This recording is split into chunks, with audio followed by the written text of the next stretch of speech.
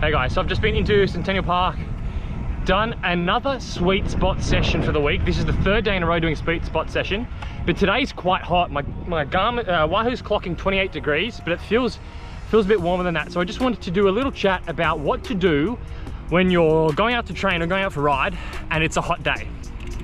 First thing I would do is don't blindly follow whatever session you've got on. Have a look at what session you've got. And if it is a key session in the week, one of the hardest or most intense sessions of the week, consider moving it to a cooler day in the week and do a lower intensity session on the hot day. Because if you go out and try and do your key session for the week in hot conditions, you're not going to be able to do as much power. The training stimulus from that session is going to be lower. So I would say move the key sessions to cooler days in the week. Go out and just do your tempo, your endurance rides on the hot days if you can. If you do go out and do your training session anyway, just be aware that your power is going to drop. A lot of riders I coach, and I used to do it as well for years, I'd go out on a hot day and I'd be like, what the F is wrong with me? I feel like shit, my power's low. I'd be adequately fueled. I would have done everything right. I could be on a good day, but power's just going to be lower. And it took me years to realize that it's just the heat. It's just the matter of fact of riding in the heat is, unless you're very well acclimated, your power is going to be lower. So if you do go out and ride on a very hot day, and especially if you're going and doing efforts, just accept that the power is going to be lower. So for the past 2 days, for my 40-minute sweet spot efforts, I was doing sort of between 320 and 330 watts. Today, I think the average was about I was sitting between 310 and 315 for most of the session, and it actually felt a little bit harder than the past 2 days. Now, as I said, I'm adequately fueled, I've done everything right. It's just that it's hotter, I can't produce as much power, it's more stress on my body. So I'm experienced, I know my body well, so I wasn't freaking out when I saw those numbers. I didn't just blindly go and follow the 330 watts I was doing the other weeks and then blow up 10, 20 minutes in. I just dropped the power targets 5 or 10 watts. I knew that would be enough to get me through the session.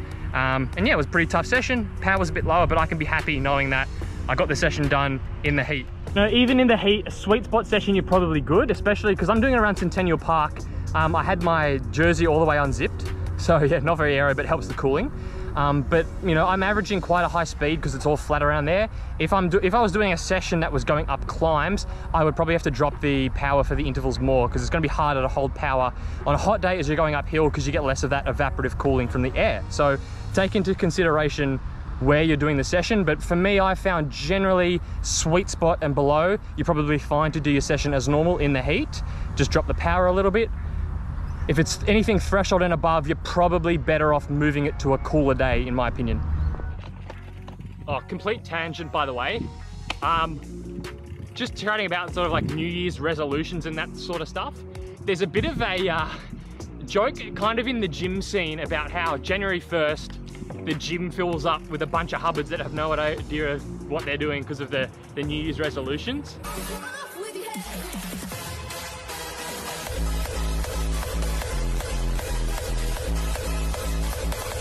That is kind of true and does carry over to cycling. Like, the roads are so busy, but I'm kind of using that to my advantage. Like, I'm a loud and proud New Year's resolution trainer. Like, if the New Year's resolution, the January fitness spree, gets me through a month of good training, I'm all for it. I'm going to take advantage of it. So I've ridden every day so far this year. So what's that? 3 or 4 days in a row. And I'm gonna keep trying to carry that on. Like, shameless New Year's resolution motivation. It is kind of fleeting, and you know, it's not that strong internal motivation that most coaches would probably recommend you use. Bugger it. If it gets me through a good solid month of training in January and gets me fit, I'm gonna jump on the New Year's resolution bandwagon.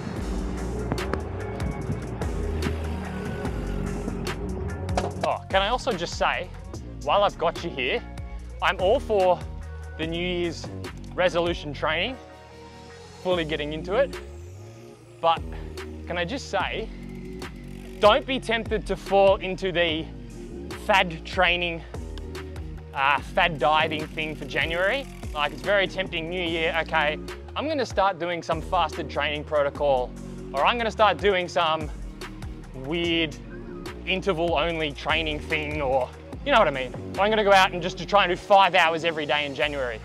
Like, let's leave the fads let's leave the fads in 2021. I'm all for a big New Year's resolution training motivation, but nothing fads, please. Let's keep fueling training. Let's keep doing sustainable, proven training. So the other way I'm gonna make my January training more productive is trying to do less cafe stops. Trying to get back to the old school coil circa 2017, 2018. Like, past couple of months, most of my rides have involved a coffee stop at the end.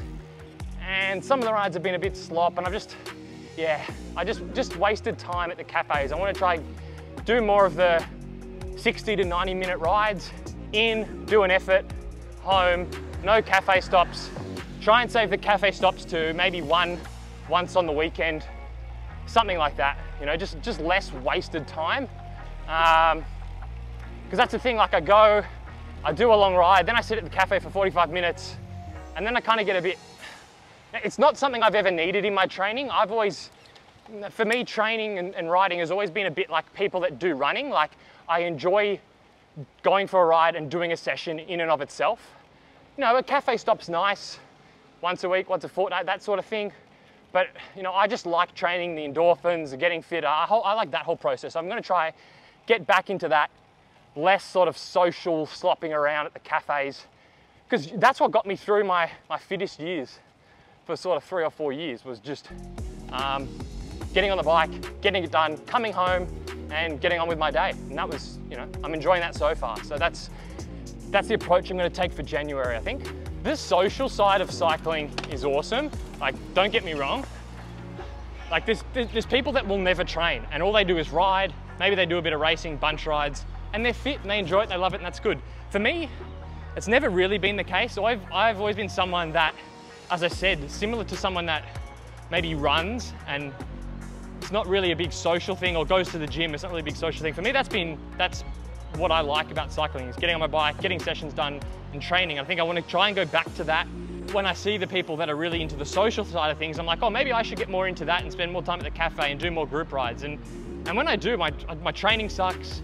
And I don't even really enjoy that. Like, if I want to go and do something social, I can meet up elsewhere off the bike. Or yeah, make that an intentional thing, like on a Saturday or a Sunday, do a proper social ride with a big cafe stop and, you know, make that really intentional. But for most of the stuff during the week, I just think I need to get back to what got me started in cycling, what I've loved and has got me through the last couple of years doing well, and leave some of that social pressure or the social side of things out of it and stop forcing myself to think that I need to be doing that to be like a proper cyclist. Alrighty guys, thanks for the chat. Catch you in the next one.